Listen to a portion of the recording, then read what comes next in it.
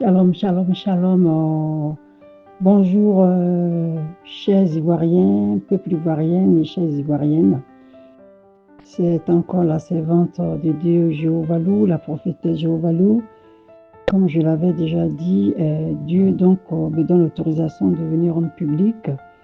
Donc, au su de tous, les révélations que j'ai reçues depuis plusieurs années, je les donnerai donc à des moments où je serai dirigé par le Saint-Esprit. Donc, je vais les sortir donc un peu petit bout par petit bout en fonction que ça corresponde à une période et selon que le Saint-Esprit me dirige. Donc, soyez fortifiés. Dieu, dans sa grâce, donc ouvre les yeux de votre cœur pour que vous puissiez vraiment percevoir le message donc, que je donne ici. Aujourd'hui, la vision qui m'a été donnée se rapportait donc à ce que j'appellerais donc l'entrée des soldats des trois frontières sur la Côte d'Ivoire. Je vais situer la période. Je n'ai pas le premier jet donc de mon cahier où j'écris tout ce que je reçois, donc je ne peux pas vous donner le jour exact.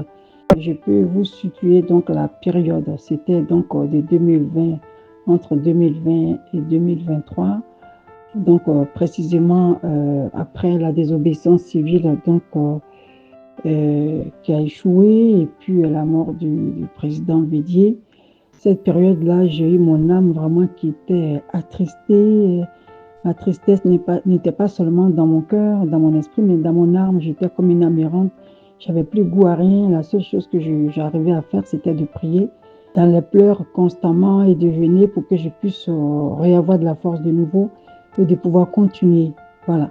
Donc, cette période-là, je voyais vraiment la misère des Ivoiriens qui était grandissante.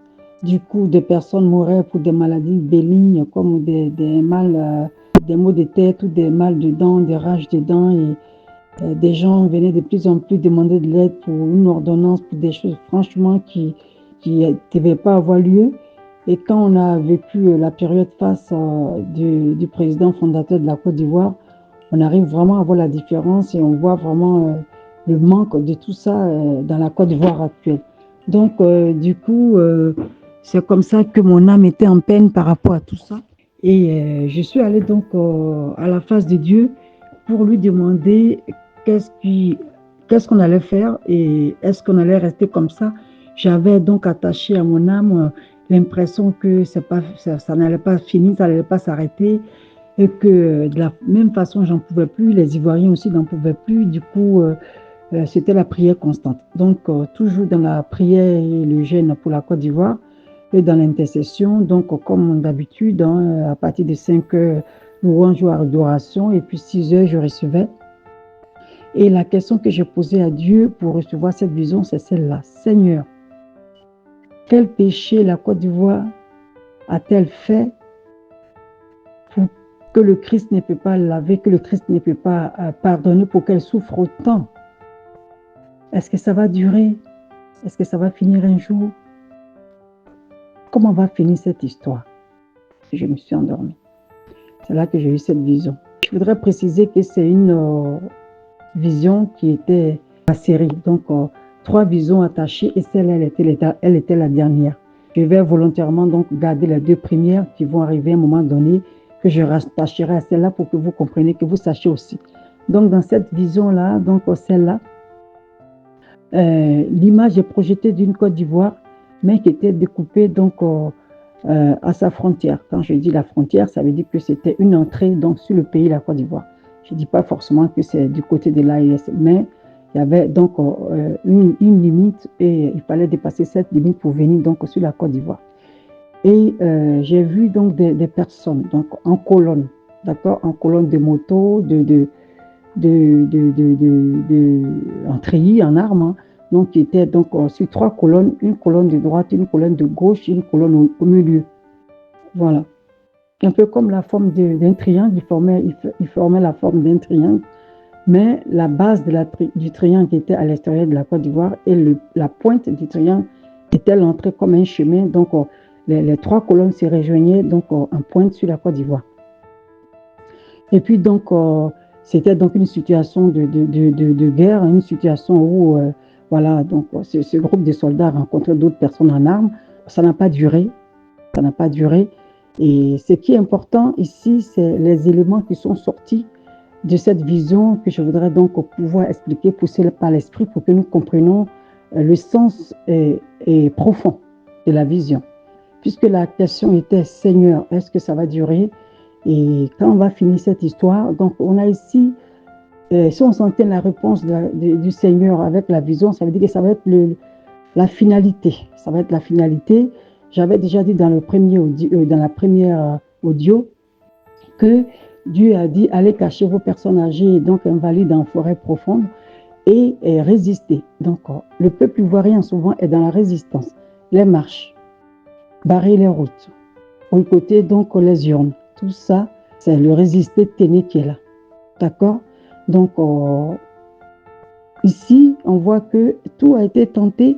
Si maintenant on voit des personnes en armes, le Seigneur ramène ici donc à lui-même qui intervient, parce que c'est lui qui suscite, c'est Dieu qui suscite.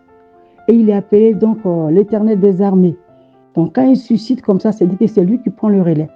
La Bible dit que ses oreilles ne sont pas fermées à nos prières et qu'il n'est pas sourd pour ne pas nous entendre. Il n'est pas non plus sans bras ou ses mains ne sont pas courtes ou coupées pour ne pas agir, intervenir dans nos situations. Et tout ce qui se passe ici, la Bible dit que Dieu est en haut, dans sa haute tête, et il voit tout ce qui se passe sur la terre. On voit le cas d'Abraham avec Lot. Quand la parole nous dit donc que Dieu dit, j'ai entendu le cri de mon peuple et je suis descendu pour voir ce qu'il en est. C'est la même chose dans toute situation qui se passe dans un pays ou dans la vie d'une personne. Dieu descend toujours pour observer les choses par lui-même. Donc on voit ici que Dieu, l'Éternel des armées, chef des armées, descend dans la situation de la Côte d'Ivoire parce qu'il a entendu les cris des enfants. Il a vu la faim des uns et des autres. Il a vu la misère grandissante, galopante. Il a vu la honte des pères qui ne pouvaient plus faire certaines choses. Il a vu donc les femmes désespérées, les pleurs des uns et des autres.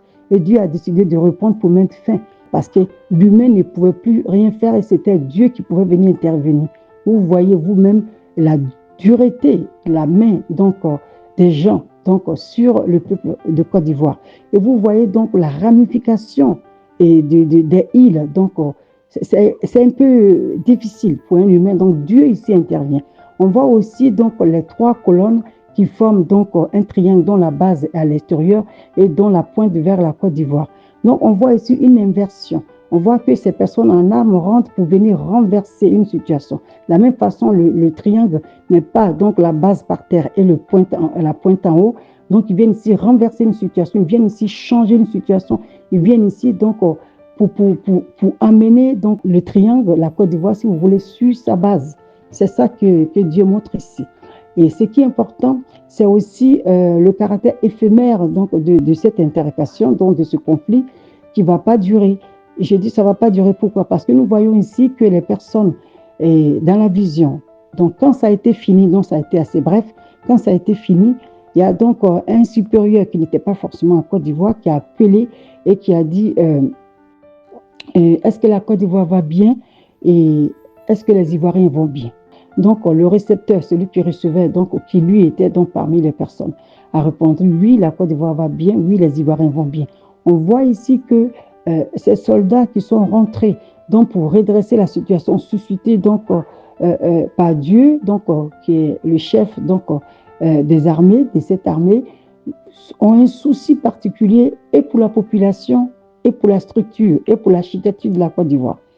Parce qu'ils disent, est-ce que les Ivoiriens vont bien? Donc, ça s'adresse à la population, aux résidents, en tant que vie humaine. Donc, ces personnes œuvrent en faisant attention de façon à ce qu'il y ait moins de dommages collatéraux, il y ait le minimum de pertes en vie humaine et moins de destruction. Voilà. Donc, on voit ici des personnes donc, qui ont un cœur, qui ont un amour pour ce pays. C'est en cela qu'on peut dire, les gens rentrent, ça peut être des terroristes. Non, un terroriste ne viendrait pas demander est-ce que la Côte d'Ivoire va bien? Est-ce que les Ivoiriens vont bien? Bon, vous voyez ici que la personne a un amour donc, patriotique ou un amour de frère ou un amour pour ce pays, quelle que soit la raison, a un sentiment. C'est pour ça qu'on voit qu'il faut un effort pour pouvoir donc garder le maximum dans ce conflit que sûrement ils sont obligés de faire. Donc, voilà donc pour cette vision que j'ai eue. Ce qui revient à dire quoi? je le donne tel que je l'ai reçu. Hein. Je n'ai aucune affinité avec qui que ce soit. Moi, je suis une servante, j'ai été mandatée, donc je vais sur, je parle parce que je sais que Dieu donc m'accompagne.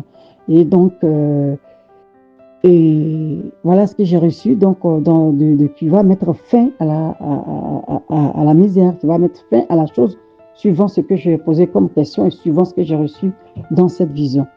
Donc, moi, je dirais donc à bon entendeur, salut, et dire que si Dieu intervient dans une situation, c'est pourquoi. Il n'y a qu'à voir donc Matthieu chapitre 26, verset 52, qui dit quoi? Qui dit que si on lève l'épée, hein, si on lève l'épée et contre quelqu'un, on part donc par de la même façon. C'est ce que ça veut dire. Puisque c'est une révélation qui a été donnée, donc je me rappelle donc à ce petit passage biblique. Et ça a été donc quand Jésus était en train d'être arrêté donc dans le Gethsemane et très tôt le matin, et que Pierre a levé donc son épée pour couper l'oreille donc de garde qui était venu arrêter Jésus, qui a dit non, lève pas ton épée, que quand tu lèves une épée, ben, tu pars par l'épée. Voilà. Donc moi je dirais quoi? Je dirais juste découragement n'est pas ivoirien et que Dieu est avec nous, il est au contrôle. Nous devons continuer à prier, nous devons donc continuer donc à aller à sa face et sa grâce, elle est incommensurable. Que Dieu vous bénisse.